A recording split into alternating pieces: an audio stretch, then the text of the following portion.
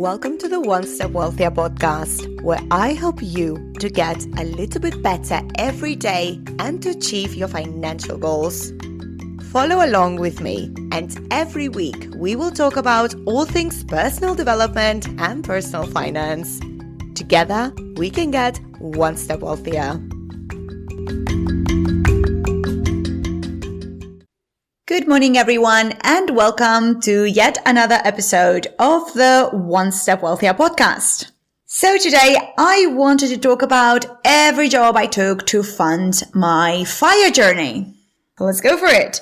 As you might know, I am pursuing financial independence and early retirement. That means that I don't want to work until I'm 65. I want to exit the workforce way earlier than that, and I want to live my dream life. I want to do whatever I want to do. I don't want to do what my boss or somebody else wants me to do. And as you know, I'm not in tech or I'm not in finance.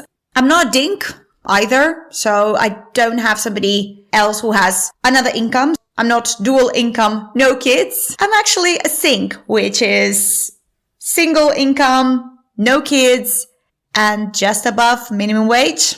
So, how do you pursue FIRE in that setup? You take any job. You work every job that is given to you, basically. And I mean every job, apart from selling your body. That's where I draw the line, but everything else counts. So every little penny, every little minimum wage job or not such a minimum wage job, it's okay in my world.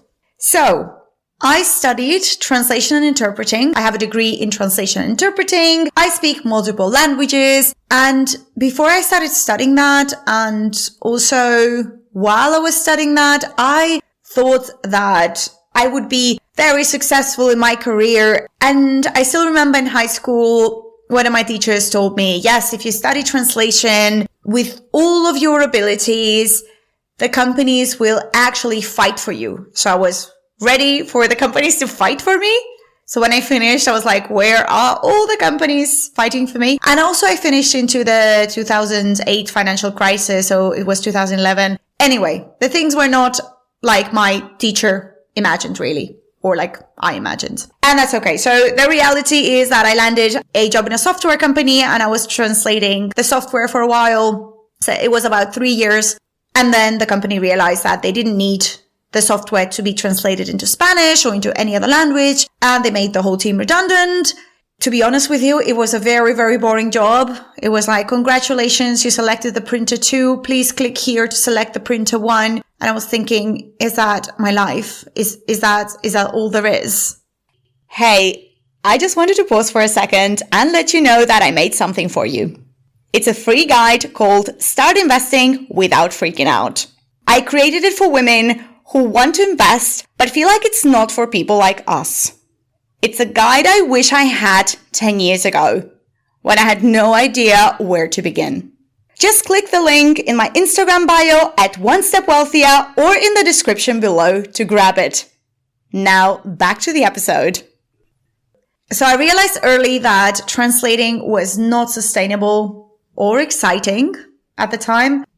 That's when I tried for the first time to become a freelance worker, and I realized how much competition there was out there, and there was always somebody ready to do the same job for much less pay, for way below minimum wage.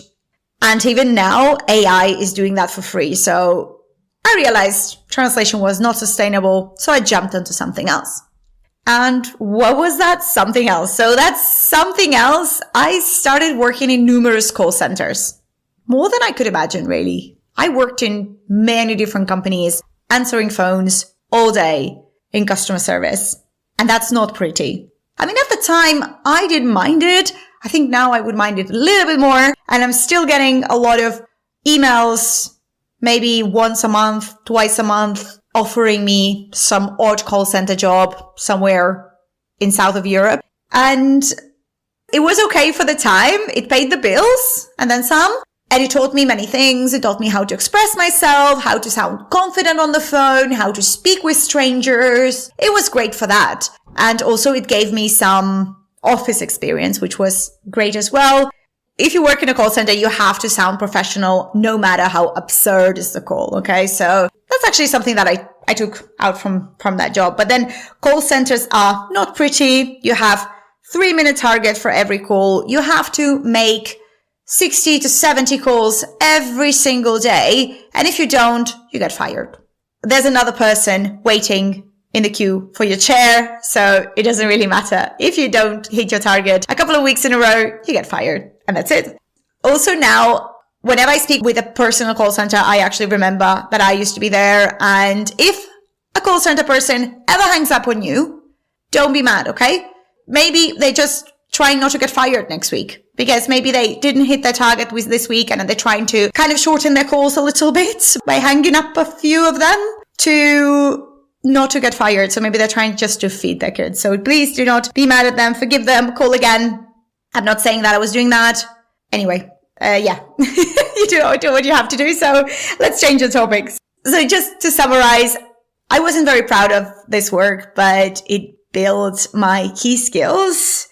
It allowed me to control my voice, allowed me to regulate myself emotionally as well, because it's not easy to get shouted at.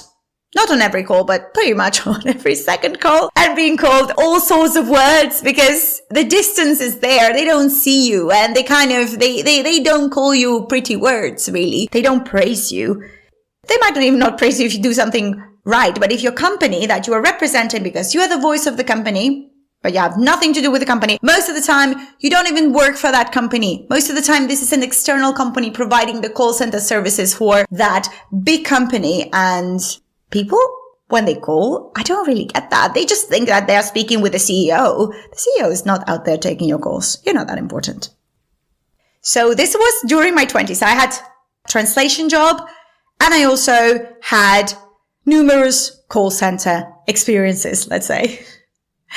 And when I was 30, I decided to give it all up.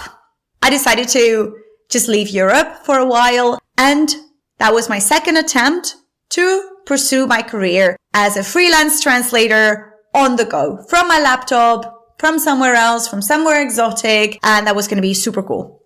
It was for a while until I realized that I was not making that much money. And I was like, oops, I need to pay my bills. Well, I had some savings. That's true. I was always a good saver, even from those call center jobs. But I was like, okay, now I need to make some more money. So for me, it was quite humbling that I had to take some jobs that I probably wouldn't have ever considered because I had a university degree. I was a big deal, I thought. And I had to take the real jobs, not the ones that is like a factory work of the modern era, which is call center. No, like the real ones. Waitressing, barista, giving out flyers, gym promos. I was working as an entertainer for a while as well. That was fine. And I did all sorts of jobs apart from selling my body. And it was very humbling to just see what's out there, that there were more things than a call center. Because at some point in my 20s, when I was working in a call center, I thought that this is all there was because all my friends were doing exactly the same. And I was in a city where if you would leave one call center, there would be another 5 lined up for you. So you could try them all. And I was just jumping from call center to call center at some point, and none of them were better. It was just different glass building, but it was exactly the same. So that was kind of a reality shock for me in my 30s to take those kind of humbling jobs. But I did it. You do what you have to do. So just before the pandemic, I also worked for an NGO fundraiser. We were building schools and I was the fundraising girl. So I was the person who would encourage everybody to fundraise because I'm very outspoken. I'm very extroverted. So it kind of suited me for a while. It wouldn't have suited me probably for a long time, but it was okay. During COVID, I gave the freelance interpreting and translating the 3rd try. And I said, okay, so now I have time. I can immerse myself fully into that. And I started translating. I was working a lot and I was not making much really. And I was also interpreting for US. During COVID, I was interpreting some medical calls. So US clients, but I had to have some UK patients and I was on Vietnamese salary. It was actually pretty bad. It was really bad, but then I had nothing to do. And I was like, okay, so I'm just going to interpret for a little bit, and I speak the languages. I can do that. It's effortless for me. So let's do that. And I did it. It was awful. And I realized that it was very emotionally exhausting and probably very low paid, because you would get paid per minute. No, actually it was per second. You would get paid per second, but only the calls that you would receive. So you were probably working 8 hours because you were waiting for that call, right? When the call arrives, you have to be on top of that. You have to answer the call quickly and you have to interpret. And it might be a 911 call, emergency call. So it might be somebody that it cannot breathe because they have COVID. And it was really badly paid. When I started translating again, I remembered why I quit. I was like, okay, yeah, that makes sense now. I always forget why I quit, and then I come back again to my profession, and I'm like, oh yes, that's why I quit. So I still showed up, I still did the work and kept the fire goal in mind. And then I had another job, which was in HR, because I speak German. It's kind of, those kind of customer service jobs are quite easy to get. And I was working for that for a couple of years before I moved to London. And when I moved to London, I didn't move with any plan whatsoever. I just wanted to test the waters first. And I first started working as a waitress, as a hostess in events, which I'm still doing. I'm still working as a hostess for different football stadiums and for different concerts and for different events, which could be quite fun. And then I got my security license and I started working in security, and I'm still there now. I'm still working as a security officer. It's not where I expected to land. So I didn't study translation interpreting, and I didn't work all those jobs and learned all those languages and got my financial advisor qualification to end up in security. But it is something that is low stress. It pays my bills, and it also gives me some space to create. So before landing in security and before doing waitressing here in London, I still tried to become a translator, an interpreter.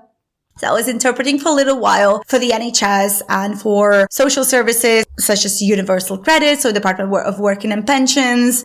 I don't think that was a minimum wage. I think that was below. It was 19p per minute probably, but this is per minute interpreted. So the moments that you don't receive calls, you don't get paid. So if you stay connected for 8 hours straight or 6 hours straight, it was like 30 quid or something. It's really bad, really badly paid. So anyway, so at the moment, what I'm doing now, so I'm working in my security job. I am still hostessing in events, in different football stadiums and in different car promotions. And I also do cat sitting. And I think that's fun. That's really, really calming. And I'm still occasionally translating. So I'm translating now 1 or 2 books a year. I've translated about 25 books over my lifetime. And now I try to keep it low. I try to keep it like 1 or 2 books per year as the projects come. I'm also being quite picky when they come in because it's not that well paid. It's really not. If I would have to survive from translating books, I would probably be homeless. Not even that. I couldn't even afford to be homeless. So yes, it's bad. It's really, really bad. But anyway, it's fine. It's fine because there's a lot of competition. There's a lot of people offering their services as well, because a lot of people finish the university the same as me with very high hopes. And then they encountered this, but it's okay. This sounds like a rant. This podcast is not supposed to be a rant. This podcast is supposed to be me telling you how I achieve fire with different side gigs and the things that I had to do to get to where I am today. Okay. So disclaimer, this is not a rant. Okay. It's not supposed to feel like a rant. I'm just ranting about being a translator, but it's not supposed to be like that. I'm very grateful. I travel the world. I speak multiple languages. I'm very grateful for my translation degree. Okay. Yes. So basically this is my summary of all my gigs that I did, because somebody asked me that the other day and I was like, okay, I'm going to do a podcast episode about different things that I had to do and different things that I'm still doing to kind of like get some cash here and there to invest and to keep up with my fire journey. So at the moment I work more than 50 hours a week. There's some weeks that I work more. And that is obviously not counting my podcast at all, because podcasting is not paid. That is something that is mine. It's my baby. Yes, I'm keeping that. And I'm sharing a flat here in London, and I share the flat by choice because I want to stay on track with my FIRE goals.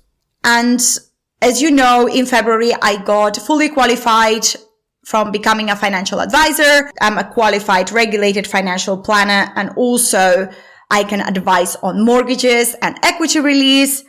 So why am I not doing that?